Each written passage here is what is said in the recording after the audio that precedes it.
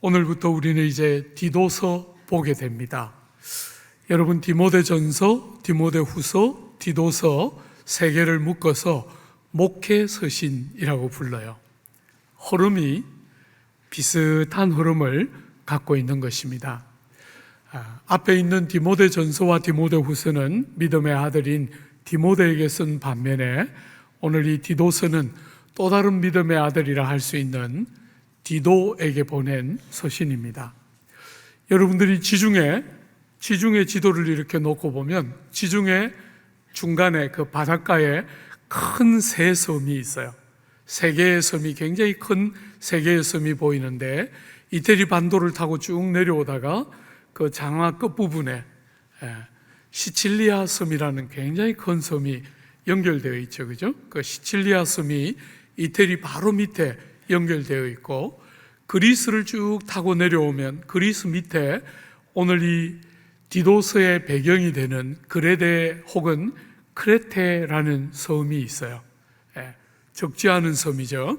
시칠리아만큼 크지는 않지만 그 크레테 섬도 상당한 규모의 섬이 있어요. 그리고 터키 쪽에서 지중해 쪽으로 쭉 내려오다 보면 중간쯤에 무슨 섬입니까? 사이프러스 혹은 구브로라고 부르는 그 큰 세 개의 섬이 있는데, 오늘부터 우리가 보는 디도서는 그 중간에 있는 그레데 섬이라는 곳에서 바울이 개척을 하고 사역을 하다가 마무리하지 못한 일을 디도에게 맡기면서 그 디도에게 보낸 편지가 디도서예요. 여러분이 디도서는 특별히 오늘처럼 코로나를 다 지나고 새로운 이제 코로나 후기를 맞이하는 우리에게 참 좋은 메시지를 담고 있어요. 코로나 3년이 여러분과 저에게 한 말을 딱 요약하면 교회다운 교회가 되기를, 성도다운 성도가 되기를 요구하는 것이 그 코로나 3년의 수고로운 과정이 우리에게 기대하고 끝없이 메시지를 던졌던 메시지의 핵심이 아닐까 생각하는데, 그 교회다운 교회, 그 성도다운 성도라고 말할 때 그 다움이 오늘 이 디도서에 나와 있는 핵심 주제 중에 하나라 할 수 있어요. 바울이 마무리를 하지 못하고 나온 그 그레데 섬에서 디도를 남겨두면서 잘 정리하고 마무리를 해주기를 원했는데, 핵심이 뭐냐면 지도자를 잘 세우는 거예요. 여러분, 본문에는 장로들을 세우라 이렇게 되어 있는데, 그 시절의 장로는 목회자와 장로님을 함께 합쳐서 말하는 것이라고 보면 되겠죠. 그죠? 말하자면 교회를 교회답게 하는 제일 중요한 일에 건강한 지도자를 세우는 것이죠. 복음을 잘 알고 그 복음이 이 시대적으로 어떤 메시지를 내포해야 하는가 하는 것들을 잘 아는, 복음에 능수능란한, 진리에 잘 깨어있는 지도자를 세우는 것은 교회의 교회다움의 핵심 중에 하나라 할 수 있겠죠. 또 하나, 교회를 진리의 견고한 토대 위에 교회를 온전히 세우는 것이에요. 진리를 잘 분별하고 거짓된 교훈에 무너지지 않고 바른 진리에 교회를 건강하게 세우는 것, 이 두 가지가 디도서의 양대 축이라고 할 수 있는 디도서의 교훈의 핵심이에요. 여러분, 이 두 가지는 뗄래야 떼지지 않는 연관되어 있는 주제이죠. 그죠? 복음을 잘 아는 지도자와 그 복음과 기독교 진리의 근거에서 건강하게 세워진 교회, 그래서 교회가 교회답다 이렇게 말할 때, 혹은 성도가 성도답다 그럴 때 어떻게 하면 될까 하는 것을 디도서는 잘 담고 있고, 어떻게 하면 아직 그 자리에 이르지 못한 교회들이 어떻게 하면 교회다운 교회가 되고 성도다운 성도가 될 수 있을까, 그런 지혜와 교훈을 담고 있는 책이 디도서예요.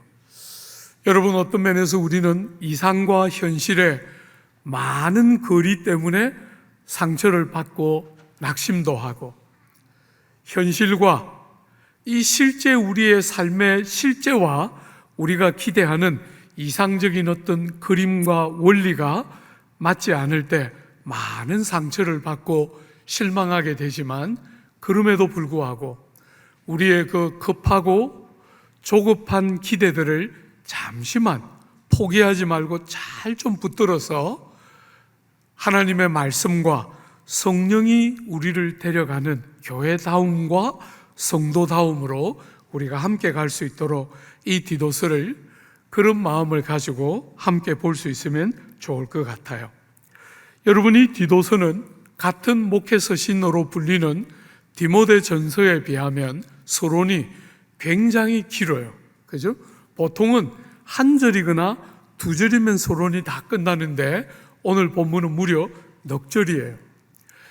길이가 길 뿐 아니라 그 내용과 신학적인 깊이도 상당해요.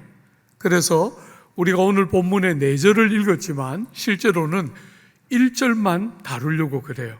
그리고 다음 주에 2절부터 4절을 한 번 더 보려고 합니다. 신학적인 내용과 깊이가 상당하기 때문에 우리가 그런 것들을 그냥 지나가지 않고 오늘은 1절만 보고 다음 주에는 2절부터 4절까지 같이 보려고 해요. 같이 한번 볼까요? 바울은 믿음으로 낳은 참 아들 된 디도에게 자기를 어떻게 소개하고 있는지 한번 보십시오. 1절에 하나님의 종이요 예수 그리스도의 사도인 나 바울이. 여러분, 바울은 두 가지로 자기를 소개하지요. 하나님의 종이다 하고 소개하고 예수 그리스도의 사도다, 이렇게 두 가지 형태로 소개하는데, 이 두 가지 내용을 하나하나 보기 전에 여러분 먼저 주목해야 하는 것은 바울이 자기를 소개하고 자기가 어떤 존재인지를 바울이 말하면서 하나님과 예수 그리스도와의 관계 안에서 자기를 소개하고 있다는 거예요. 사람들은 흔히 내가 독자적이고 내가 이 세상에서 나는 이런 사람이다, 이렇게 자기를 혼자 어떤 존재라고 정의하기를 좋아하지만, 사랑하는 여러분, 바울은 그렇게 하지 않고 성경은 여러분과 제가 혼자 독자적인 존재라고 가르치지 않고 관계 안에서, 다른 사람과의 관계 안에서 함께 다른 사람을 보는 눈을 가지고 우리를 보아야 건전하고 제대로 된 자기 인식을 하게 되지, 그거 없이 남들은 아무도 없는 것처럼 나 하나는 어떻다 하는 것은 사실은 바른 자기 인식이 아니에요. 바울은 그 중에서도 어떤 사람과 나와의 관계를 생각할 뿐 아니라 한 걸음 더 나아가서 하나님과 예수 그리스도와의 관계 안에서 나는 어떤 자다 하고 자기를 인식하고 있는 거예요. 사랑하는 여러분, 여러분이 하고 있는 신앙생활, 이 기독교 신앙생활은 막연하게 어딘가에 계시는 절대자를 믿는 종교가 아니라, 여러분이 그 살아계신 하나님을 딱 알게 되면 여러분은 여러분을 알게 되는 거예요. 자기를 아는 지식이 열리게 돼요. 사랑하는 여러분, 독자적인 어떤 존재가 아니라 하나님과 예수 그리스도와의 관계 안에 있는 자기를 보는 것, 이것이 성도들이 첫 번째로 보여주는 성도다움의 한 중요한 모습이죠. 그죠? 성도가 어떤 존재냐라고 말할 때, 성도는 이 세상을 세상 사람들과 세상과의 관계에서만 바라보는 사람이 아니라 하나님 아버지와 아들 예수 그리스도와의 관계 안에서 자기를 볼 줄 아는 사람, 그들이 성도들이죠. 사랑하는 여러분, 바울은 이 관계 안에서 자기를 뭐라고 소개합니까? 하나님의 종이요. 여러분요, 종이라는 표현은 여러분이 잘 아는 둘로스예요. 둘로스. 이 둘로스는 종의 여러 계층 중에 제일 낮은 종이에요. 그래서 심지어 어떤 기록에 보면 이 둘로스들은 짐승만도 못한 사람, 그게 둘로스입니다. 둘로스. 그만큼 제일 낮은 신분으로 자기를 소개하고 있어요. 여러분들이 다 아는 것처럼 바울은 당대 가장 탁월한 지성이요, 가장 특출한 엘리트 중에 한 사람이에요. 바울이 예수를 믿기 전에는 우리가 빌립보서 3장에서 본 것처럼 많은 자랑거리를 가지고 세상을 살았던 사람이에요. 가문에 대한 자랑, 학벌에 대한 자랑, 신앙적인 열심에 대한 자랑, 무수한 자랑거리를 가지고 세상을 살던 사람인데, 주님을 인격적으로 딱 만났을 때 그가 깨달은 것이 뭡니까? 그는 하나님의 사람으로서, 하나님의 종으로서 하나님을 순종하고 하나님 한 분께 충성하며 살아야 정말 마땅한 삶인데, 그렇게 산 것이 아니라 주인 행세를 하며 살았던 자기를 본 거지요. 어지간히 신앙생활도 잘한다고 여겼는데, 주님을 인격적으로 딱 만났을 때 주님에 대한 순종이나 충성보다는 주인 행세를 하며 살아가는 자기를 보는 거예요. 그래서 바울은 얼마나 자주 예수 그리스도의 종 바울은, 하나님 아버지의 종 바울은 하고 자기를 제일 하급종, 제일 낮고 제일 천한 사람으로 자기를 부르기를 너무너무 즐겨했어요. 자기의 삶이, 이전에 살았던 삶이 하나님의 사람으로서 순종하고 충성하는 것이 아니라 주인 행세와 노릇을 하며 살았던 자기의 삶을 다시는 돌아가고 싶어 하지 않는 바울의 심령의 고백이 종이라는 고백 안에 묻어 있는 것이지요. 사랑하는 여러분, 교회가 교회답다 할 때 교회가 어떠면 교회다워지는 것입니까? 우리 예수께서 마태복음 20장에 제자들에게 이렇게 말씀하셨죠. 제자들을 불러다가 이르시되 이방인의 직분자들이 그들을 임의로 주관하고 그 고관들이 그들에게 권세를 부리는 줄을 너희가 알거니와 너희 중에는 그렇지 않아야 하나니 너희 중에 누구든지 크고자 하는 자는 너희를 섬기는 자가 되고 너희 중에 누구든지 어뜸이 되고자 하는 자는 너희의 종이 되어야 하리라. 인자가 온 것은 섬김을 받으려 함이 아니요 도리어 섬기려 하고 자기 목숨을 많은 사람의 대속물로 주려 함이니라. 고린도후서 5장에는 보면 바울이 이렇게 고백하고 있죠. 그리스도의 사랑이 우리를 강권하시는 도다. 우리가 생각하건대 한 사람이 모든 사람을 대신하여 죽었은즉 모든 사람이 죽은 것이라. 그가 모든 사람을 대신하여 죽으심은 살아있는 자들로 하여금 다시는 그들 자신을 위하여 살지 않고 오직 그들을 대신하여 죽었다가 다시 살아나신 이를 위하여 살게 하려 함이라. 여러분, 교회가 교회답다, 성도가 성도답다 할 때 어떤 모습을 기대하는 것입니까? 모두가 왕이 되고 모두가 높은 자리를 원하는 이 세상에 누구처럼 바울이 주님을 만난 후에 자기의 모습을 깨달은 것처럼 종이 되기를, 섬기기를, 낮아지기를 자원하는 자들이 모여서 세상과 다른 삶을 격려하고 지지하고 붙들어주는 삶이, 그런 공동체가 교회이지요. 사랑하는 여러분, 교회는 아무도 다른 사람을 주관하거나 부리려고 하는 세상의 가치를 가지고 사람들을 바라보고 사람을 대하지 않고, 사랑하는 여러분, 주님이 우리에게 가르쳐 주신 삶의 방식처럼 종이 되고 섬기고 낮아지는 것이 우리가 서로를 대할 때 우리에게 기대하시는 아버지 하나님의 자세인 줄 알고 스스로 종인 줄 알고 하나님의 제일 못한 사람, 하나님의 불러주신 사람들 중에 제일 못한 사람이 자기인 줄 알고 그렇게 함께 모여 공동체를 구성하고 약점을 감당해내고 서로 섬기고 서로 희생할 줄 알고 종이 되는, 끝없이 교만하게 높아지고 싶어하는 우리의 본성을 깨뜨리고 주님이 우리에게 가르치신 삶의 모습 그대로 우리도 누군가를 섬기고 누군가를 사랑하고 누군가를 아끼고 희생할 줄 아는 다른 공동체, 다른 질서를 배우는 공동체가 교회인 것이지.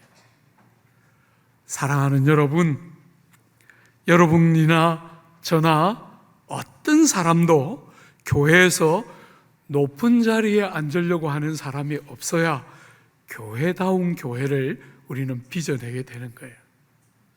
우리는 내년에 직분자들을 또 선거하게 돼요. 여러분, 그럴 때 여러분들이 직분자들을 뽑을 때 그래도 남서울교회 장로 권사하려면 저 정도는 되는 사람을 뽑아야지, 이렇게 여러분들이 투표를 해서 사람을 세우면 여러분은 교회를 세속화되도록 만드는 장본인이에요. 교회 안에는 목회자가 있고 장로님들이 계시고 권사님들이 계시고 직분자들이 있지만 이런 직분은 섬김과 종됨을 위한 것이지, 이런 직분이 세상처럼 계급이거나 남들보다 더 나음을 보여주는 그런 그림이 교회의 그림이 아니에요. 교회는 세상과 다른 구조를 따라 힘써서 섬기고 종이 되고 낮아지는 것을 연습하고, 약하고 보잘것없고 실패한 사람들이 와서 그 실패와 약함과 낮음이 하나의 문제가 되지 않는 공동체를 함께 구성하고 함께 주님을 알아가고 주님을 사랑하는 일에 아무 결격 사유가 아닌 것을 경험하고 알도록 돕는 공동체가 교회인 거예요. 주 안에 사랑하는 여러분, 교회가 세속화된다 할 때 그 말은 그저 특정한 목사 같은 사람들이 큰 차를 타고 다니거나 좋은 아파트에 들어가 살거나 자기 아들에게 교회를 물려주는 특정한 형태로만 생각하면 안 돼요. 여러분 안에, 제 안에 늘 도사리고 있는 경향들을 이겨내야 우리는 교회를 교회답게, 세속화되어 가고 무너져가는 그런 교회가 아니라 교회답게, 그죠? 가장 낮은 자리, 섬기는 자리, 희생하고 종이 되는 자리, 그런 것들을 함께 권면하고 그렇게 함께 서로를 다른 눈으로 바라보는 공동체가 교회인 것이에요. 사랑하는 여러분, 두 번째로 사도 바울은 자기를 예수 그리스도와의 관계에서 사도라고 불러요. 앞에 있는 종이, 하나님의 종할 때 종이 낮고 종되고 겸손하고 자기를 낮추는 개념이라면, 이 사도라는 개념은 예수님이 보내셔서 그분이 하셨던 말씀과 행함을 전달하고 실행하는 바로 그 사신이라는 의미를 갖고 있기 때문에 종기와 자유와 말할 수 없는 담대함을 보여주는 개념이 사도라는 개념이에요. 그러니까 바울은 자기를 인식하면서 종으로서 섬기고 희생하고 낮아져야 하는 종으로 볼 뿐 아니라 그 종이 그냥 아무것도 모르는, 무지해서 어쩔 수 없이 종살이를 하는 그런 종이 아니라 다 알지요. 사도로서 얼마나 고귀함과 존귀함이 있는지 다 알고 담대하지만 동시에 종되고 종이지만 열등감이나 신세 한탄이나 이런 어떤 비교의식이나 열등감이나 우울감이 아닌 참 놀랍게 종됨인데도 자유하고 담대하고, 자유하고 담대하지만 조금도 자기 스스로에게 뭔가 주장할 것이 없는 종된 겸손이 동시에 살아있는, 오늘 그것이 바울의 자기 인식이에요. 사랑하는 여러분, 성도인 여러분과 저는 세상을 살아가면서 세상 사람들과 비교하면서 돈을 어떻게 저렇게 많이 벌었을까? 어떻게 공부를 저렇게 잘했을까? 끝없이 비교하면서 열등감을 느끼거나 우월감을 느끼는 어리석은 사람들이 아니고, 사랑하는 여러분, 종이지만 자유가 뭔지를 알고 존귀가 뭔지를 아는데도 종되기를 선택한 자유와 종기가 있는 담대한 종들이고, 담대하지만 겸손하고 깨어진 심령을 가지고 사람들을 대할 줄 아는, 바로 그것이 바울의 자기 인식이고 성도들이 자기를 보는 눈의 핵심이에요. 우리는 세상처럼 뭔가를 가지고 뭔가를 이루어서 열등감을 극복하고 없는 것을 소유함으로 열등감을 이겨내는, 그것이 얼마나 어리석은지 알아요. 그런 방식으로 그 주제는 다루어지지 않아요. 다른 길, 하나님이 우리를 어떻게 보고 계신지를 알고 하나님과 그리스도 안에서 그 관계 안에서 자기를 볼 줄 아는 눈이 열릴 때 비로소 열등감도 아니고 우월감도 아닌 겸손하지만 정말 담대하지만 따뜻한 바른 자기에 대한 눈들이 열리게 되는 것이죠. 사랑하는 여러분, 이런 자기 인식이 열리게 되면 동시에 뭐가 옵니까? 자기 역할에 대한 인식이 열리게 돼요. 여러분, 저는 오늘 조국 사회, 조국 교회나 가정이나 또 학교에서 제일 많이 실패하는 것은, 사람들이 이 교육을 하는 제일 중요한 구조들에서 가장 많이 실패하는 것은 자기 인식 과정이 없는 역할에 대한 인식이 먼저 주어지고 있다는 거예요. 내가 어떤 사람인가?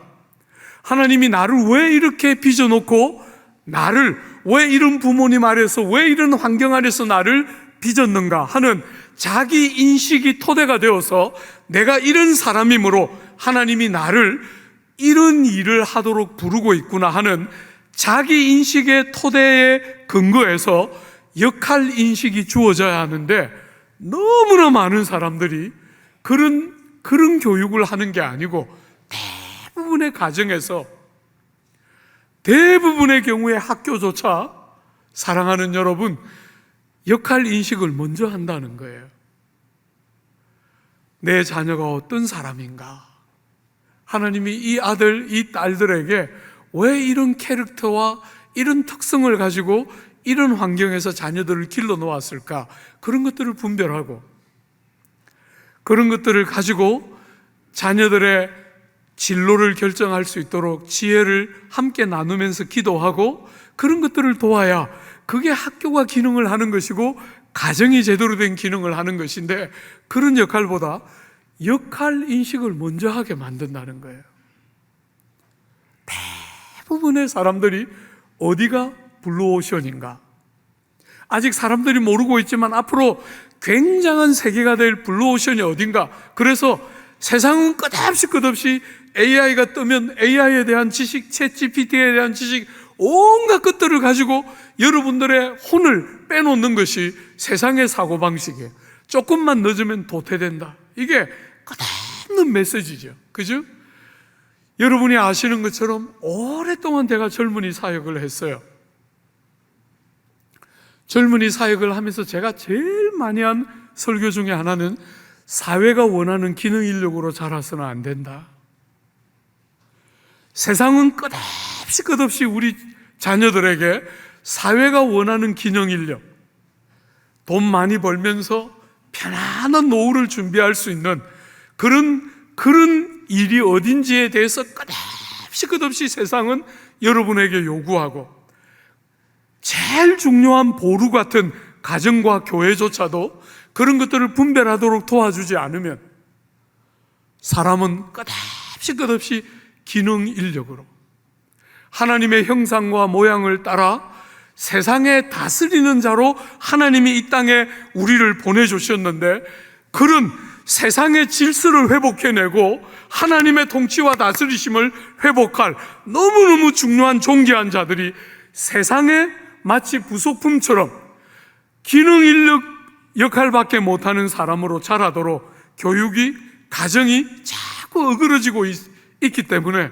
우리 자녀들이 바깥으로 보면 좀 버젓한데, 직장도 좀 그럴듯하고 그 사회적인 지위도 좀 그럴듯한데 만족과 행복이 너무 없는 거예요. 자기 인식과 역할 인식이 연장선에 있어야 하는데 전혀 자기 인식이 없이 역할 인식을 먼저 하도록 자꾸 이 사회가 몰아가고 있기 때문에 너무나 소중한 우리 자녀들의 인생이 낭비되는 거예요. 뭘 해도 행복하지 않고 자꾸 너무나 소중한, 다시는 돌아오지 않는데 한 번밖에 갈 수 없는 길을 가는데 자꾸 그냥 남들 보기에 괜찮아 보이는 역할 인식만을 먼저 하도록 자꾸 가정에서도 그렇게 하고 학교도 그렇게 하기 때문에 우리 자녀들의 너무너무 소중한 보배 같은 그 귀한 시간들이 낭비되고 깨뜨려지고 있는 거예요. 사랑하는 여러분, 자기 인식은 역할 인식을 불러오는 거잖아요. 그죠? 나는 이런 사람이다. 그리고 이런 나를 하나님이 이런 일로 부르신다. 이렇게 말해야, 이렇게 말할 수 있도록 우리가 자식을 기르고 학교에서 교육을 시켜야 그게 정말 교육이 되는 거잖아요. 그런 거 하라고 부모를 뒀는데 자꾸 다른 걸 하는 거예요. 돈으로 자녀들을 학원에 보내고, 학원에 있는 선생님들이 자녀들에게 그런 일을 할 수가 있어요. 부모가 해야 될 일을 자꾸 돈으로 다른 일을 하려고 해요. 사랑하는 여러분, 바울은 이 자기 인식을 가지고 역할 인식을 하게 되는데 어떻게 하고 있습니까? 본문 한번 보십시오. 본문에 자기를 그렇게 고백한 바울이 자기에게 맡겨진 하나님의 역할 세 가지 이야기하고 있어요. 1절 한 번만 더 보십시오. 나 바울이 사도된 것은 하나님이 택하신 자들의 믿음과, 첫 번째 하나님이 택하신 자들의 믿음을 위함이고, 두 번째 경건함에 속한 진리의 지식을 위함이며, 세 번째로 영생의 소망을 위함이라. 이렇게 세 가지로 역할 인식을 하고 있는 거예요. 사랑하는 여러분, 여러분들이 이 하나하나의 낱개를 먼저 보기 전에 제일 먼저 여러분이 주목해서 봐야 하는 게 뭡니까? 하나님과의 관계에서 자기가 어떤지를 알고 종이라 했고, 예수 그리스도와의 관계에서 사도라는 자기 인식을 딱 가지고 있으니까 어떤 일이 일어납니까? 역할 인식이 일어나는데, 역할 인식의 구체적인 것을 보기 전에 제일 먼저 여러분이 주목해야 봐야 될 게 하나님의 택하신 자들을 위한 것이에요. 그죠? 세상은 끝없이 자기 인식을 하면 뭐 하기를 가르칩니까? 자아를 실현하며 살라고 가르쳐요. 그런데 성경은 자기 인식을 하자 누가 들어옵니까? 다른 사람들의 유익이 들어옵니다. 이게 성경이 하고 있는 너무너무 중요한 교육의 방법이에요. 여러분, 우리가 살아가는 이 시대의 아픔은 우선순위의 왜곡이에요. 우선순위의 왜곡. 하나님이 제일 중요하고 그 다음에 나보다도 이웃들이 더 중요한데 나를 제일 중요한 자리에 뒀어요. 나를. 사랑하는 여러분, 다른 사람들의 유익과 복락이 내 삶에 얼마나 중요한지를 우리 시대는 잊어가고 있어요. 우린 절대로 독립되어 있는 개인이 아니라 이웃들의 행복이 나의 행복과 직결되어 있는데 절대로 그렇게 보려고 하지 않고 나만을 위한 삶이 있는 것처럼 생각하면서 인생을 살게 만들어요. 그런데 바울은 자기 인식이 딱 열리고 하나님과 그리스도 사이에 그 관계 안에서 자기를 딱 보자 다른 사람들이 제일 먼저 자기의 삶에 딱 들어오는 거예요. 그죠? 타인의 유익과 복됨, 그게 내 삶에 굉장히 중요한 역할 인식에 딱 들어오고 있다는 거예요. 사랑하는 여러분, 여러분은 절대로 한 개인이 아닙니다. 제가 여러분들이 연말에 여러분들이 직분자 교육할 때 제일 행복한 것은 10년 교회 다녔는데 아무것도 안 하고 있다가 숨어 있다가 목사님 설교 듣고 양심의 가책을 받아서 집사 임직하기로 했습니다. 이런 사람들이 나오면 얼마나 행복한지 모르겠어요. 신앙생활 절대로 그렇게 하면 안 돼요. 여러분을 부려먹고 싶은 게 아니에요. 여러분은 한 개인이 아닙니다. 몸의 한 부분이에요. 여러분의 복락과 이웃들의 복락이 연결되어 있다는 것을 배우고 익히는 현장이 교회입니다. 세상은 늘 경쟁의 대상으로만 여러분들을 소개하지만 교회는 그런 곳이 아니에요. 교회는 종노릇하고 희생하고 섬기고 아끼고 아무것도 아끼지 않고 나눌 줄 아는 바로 그런 것을 훈련하고 연습하고 익혀서 여러분의 인격이 되고 삶이 되게 만드는 현장이 교회인 거예요. 여기에 여러분들이 멤버십을 안 가지고 형식적으로 교회만 왔다 갔다 하면 핵심을 다 빠뜨리는 것이죠. 주 안에 사랑하는 여러분, 여러분들은 역할을 인식할 때 다른 사람이 여러분의 복락 이상으로 소중하다는 것이 보여야 돼요. 자녀를 기를 때 많은 부모들이 말해요. 다 너 잘 되라고 하는 거야. 다 너를 위해서 하는 거야. 부모들이 자녀를 설득할 때 다 그 논리인데, 그렇기 때문에 30년이 흐른 지금 우리는 그 열매를 거두고 있는 거예요. 자녀들이 전부 자기밖에 모르도록 길러놓은 거죠. 하나님을 영화롭게 하고 이웃들의 복락과 유익이 얼마나 내 삶과 직결되어 있어서 그들을 배려하고 그들을 섬기는 것이 얼마나 가치 있고 복된지를 우리는 거의 못 가르쳤고, 오늘 이 사회의 아픔은 우리가 뿌린 씨앗들을 우리는 그렇게 거두고 있는 것이에요. 사랑하는 여러분, 지금이라도 이제 제대로 해야 된다 생각해요. 사랑하는 여러분, 역할 인식이 딱 열리자 다른 사람의 유익과 복락이 바울의 삶에 제일 먼저 와 있다는 거예요. 한번 보세요. 첫 번째, 하나님의 택하신 자들의 믿음을 위하여 나는 존재한다.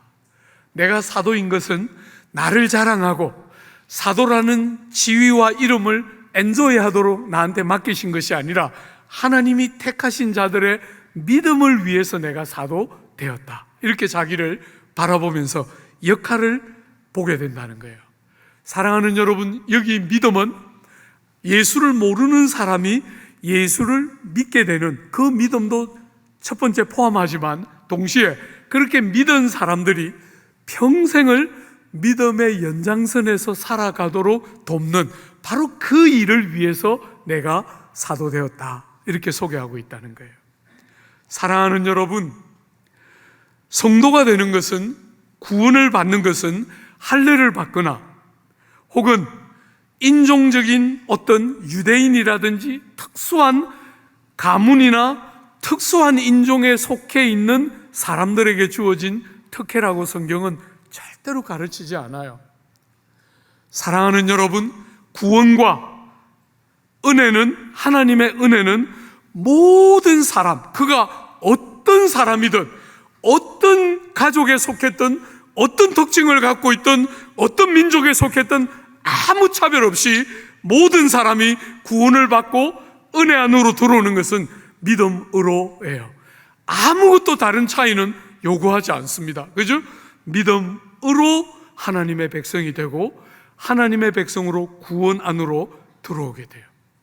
그렇게 이 위대한 믿음의 여정을 시작하면 이 세상의 무수한 유혹과, 사랑하는 여러분, 이단과 우상과 온갖 유혹들을 다 이겨내면서 하나님의 신실한 생명의 말씀과 그 하나님의 은혜에 복종하고 순종하며 믿음으로 살아가는 백성이 되도록 돕는 것, 이게 바울이 자기 역할 인식의 첫 번째예요. 사랑하는 여러분, 여러분들에게 너무 죄송하지만 디도서를 열면서 넉 절이나 읽어놓고 한 절밖에 못해서 너무 죄송하지만, 사랑하는 여러분, 축자고 본문을 연구해서 여러분들에게 가르치고 싶어하는 이유는 하나예요. 여러분들이 성경을 깨달아서 누군가를 그렇게 가르칠 수 있기를, 주를 모르는 사람들이 믿음 안으로 들어오게 하고, 믿는 사람들이 세상의 유혹 앞에 굴복하지 않고 이단과 잘못된 교훈들에 의해서 어그러지지 않고 믿음으로 딱 바르게 자라고 변화되어서 하나님의 사람으로 드러나는 그런 일을 여러분들이 할 수 있기를 기대하면서 축자고 본문을 연구해서 가르치는,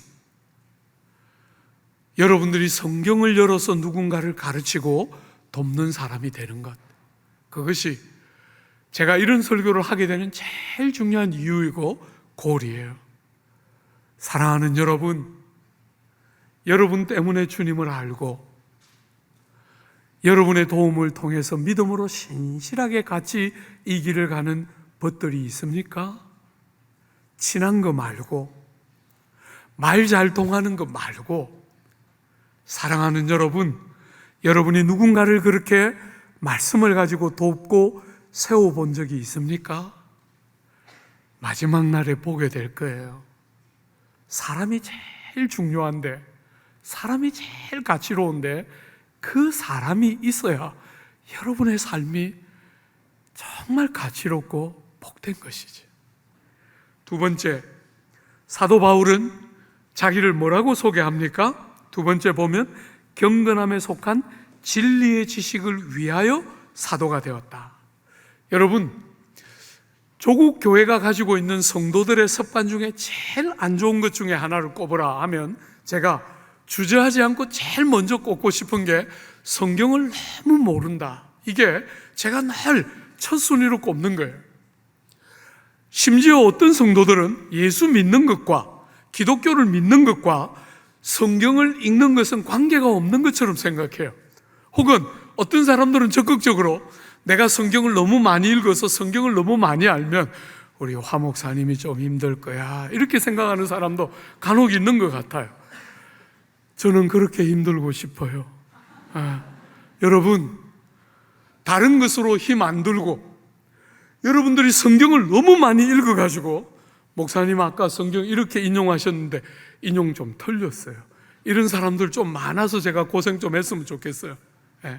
제가 막 인용 잘못했는데도 집에 가서 보니까 틀렸는데, 여러분들 아무도 전화 안 하고, 너무 자유하고, 그런 거 저 원치 않아요. 고생하고 싶어요.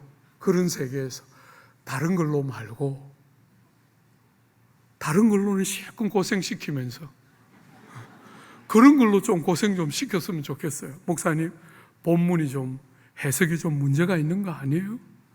누가 좀 이렇게 말했으면 좋겠어요. 저한테 와서 그저 막 듣고 그냥 오늘은 좀 별로야, 오늘은 좀 괜찮았어, 이렇게 말하고 나가는 사람, 그게 뭐가 필요하겠어요? 그죠? 그런 거 말고 여러분들이 본문을 함께 묵상하고 실험하면서 목사님 그 본문을 이렇게 해석하셨는데 이런 해석은 어때요?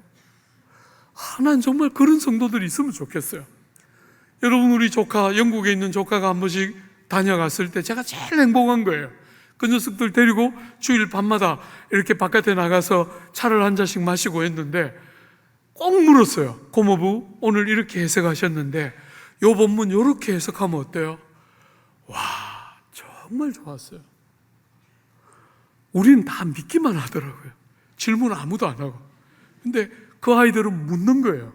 이렇게 해석하셨는데 이 본문을 이렇게 해석하는 거 어떻게 생각해요? 사랑하는 여러분, 귀한 말씀, 우리의 믿음은 진리의 지식이 없으면 자라지 않아요. 하나님이 어떤 분이신가? 하나님이 이런 삶의 자리에서 어떤 약속의 말씀을 주셨는가? 그런 것들이 뭔지를 알고 붙들고 의지하고 그렇게 하지 않으면 믿음이 자라지를 않게 되는 거예요.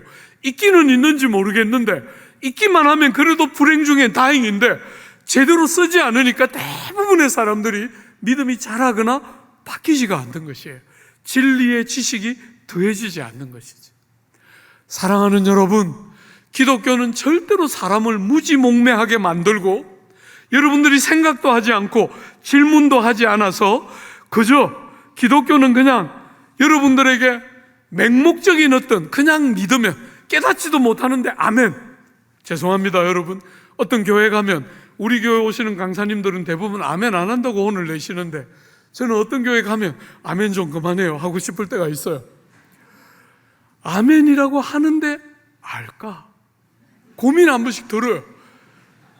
아멘 하는데, 목사님을 위해서 아멘은 해주는데 이분들이 진짜 알고 하나 모르고 하나 고민이 돼요. 한 번씩 그래서 멈추고 아멘 하지 말고 알아요? 이렇게 묻고 싶은데 그럼 또 다음 시간에 안 오니까 못 묻고.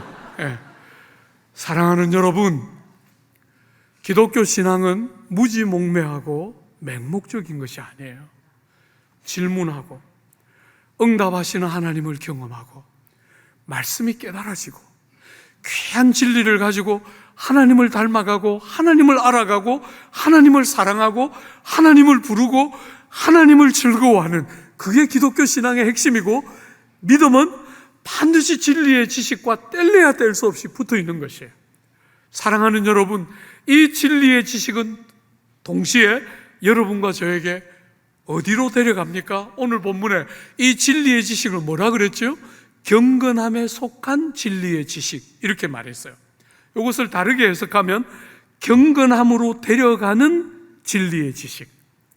바른 진리는 반드시 여러분과 저의 삶에 경건이라는 새로운 삶의 열매 혹은 새로운 삶의 방식을 가져와요.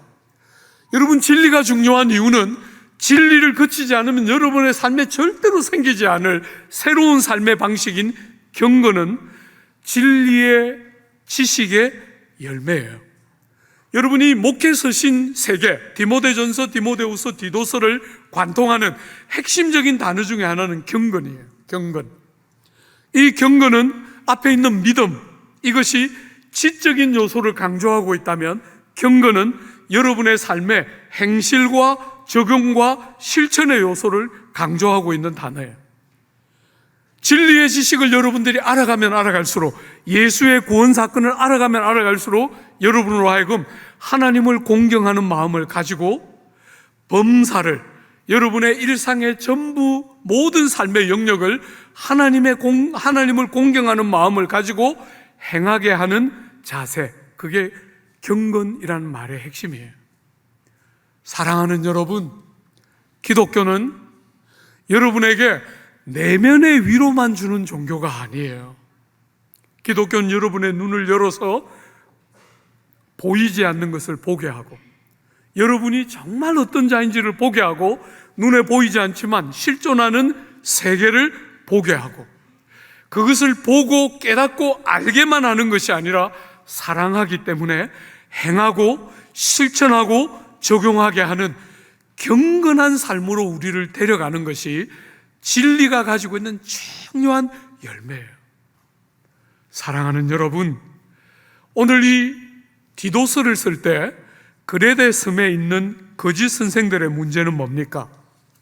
역사 안에 무수한 거짓 선생들과 이단들이 있었는데 그 거짓 선생들의 문제는 크게 2가지예요. 하나는 여러분과 제가 어머니 모태에서부터 가지고 태어났던 부패한 종교적인 본성, 진리에 서 있는 바른 진리가 아니면, 사랑하는 여러분, 그 부패한 본성을 만족시켜요. 그래서 종교성으로는 만족이 있는데 실제 삶에서는 아무 변화가 없어요. 삶과 신앙이 쪼개어지는 거죠. 거리가 벌어지는 것입니다. 이게 거짓 진리와 참된 진리를 분별하는 아주 중요한 기준 중에 하나예요. 여러분, 거짓 진리는 언제나 여러분과 저에게 정말 하나님을 아는 지식으로 말미암는 기쁨이 아니라 종교적인 자기 만족을 줘요.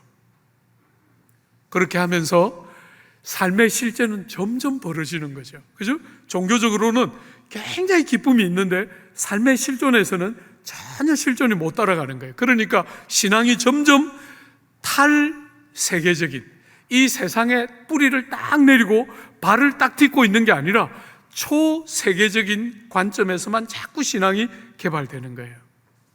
기독교는 그런 종교가 아니에요.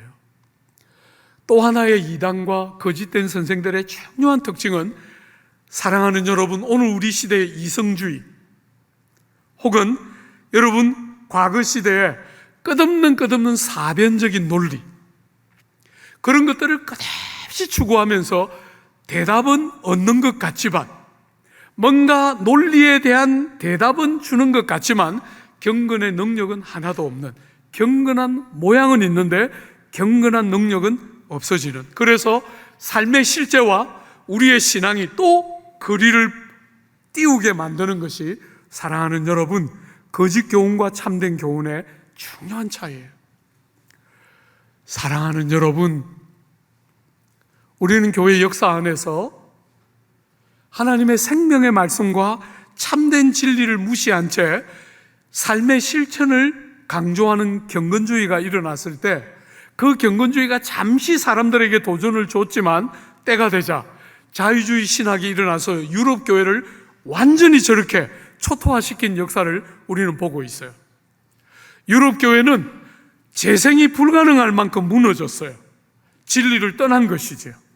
사랑하는 여러분, 반면에 진리 하면서 정말 진리가 우리에게 가져다주는 중요한 열매인 사랑을 잃어서, 첫사랑을 다 잃어서 꾸중을 들었던 에베소 교회 같은 교회들도 있어요. 사랑하는 여러분, 성경은 절대로 우리를 그 두 가지 중에 어떤 한 가지로 데려가지 않고, 바른 진리에 근거한 경건한 삶, 진리가 우리의 삶에 올 때 열매를 맺혀내는 선하고 경건하고 하나님을 경외하고 공경하는 마음이 만드는 잘 타이디되어 있는 삶의 방식, 그게 모든 진실한 믿는 진리가 만드는 열매의 핵심 중에 하나예요. 사랑하는 여러분, 오늘 많은 사람들이 지도자를 비난하고 손가락질하는 시대를 살아가요. 내가 그렇게 사는 것은 안 하고 그런 사람을 비난하는 일을 굉장히 많이 하는 시대를 우리는 살아가요. 사랑하는 여러분, 여러분 한 사람은 평범한 사람이 아무도 없다. 성경은 그렇게 말해요. 교회는 사도와 선지자의 터 위에 세워졌기 때문에 이제 더 이상 과거 바울 같은 사도라는 직분을 가지고 있는 사도는 더 이상 없어요. 그건 초대교회로 다 없어졌어요.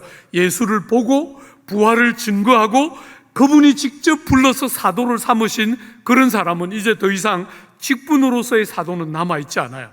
그러나 이제 교회가 사도와 선지자의 터 위에 세워져 있기 때문에 오늘 교회와 성도는 사도적 교회이며 사도적 성도예요.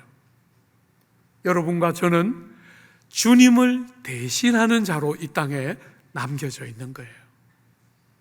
지도자들을 잘 세우는 것, 진리에 딱 바르게 서서 변별력 있는 지도자를 세우는 것은 너무너무 중요한 교회와 오늘 조국 사회의 시대적인 필요 핵심 중에 하나예요. 사랑하는 여러분, 끝없이 뒷걸음질 치면서 누군가를 욕하고 책임을 전가시키는 것만 말고, 여러분이 종이 된 지도자, 섬기고 희생하는 주님 같은 지도자의 역할들을 감당해내고, 이 조국 사회와 교회가 필요로 하는 정말 그런 인물로, 여러분들이 이 공동체 안에서 그런 인물로 하나같이 자라서 조국 교회를 살찌우고 조국 땅을 축복하는 귀한 은혜의 통로들이 되어주시기를 기대하고 축복합니다.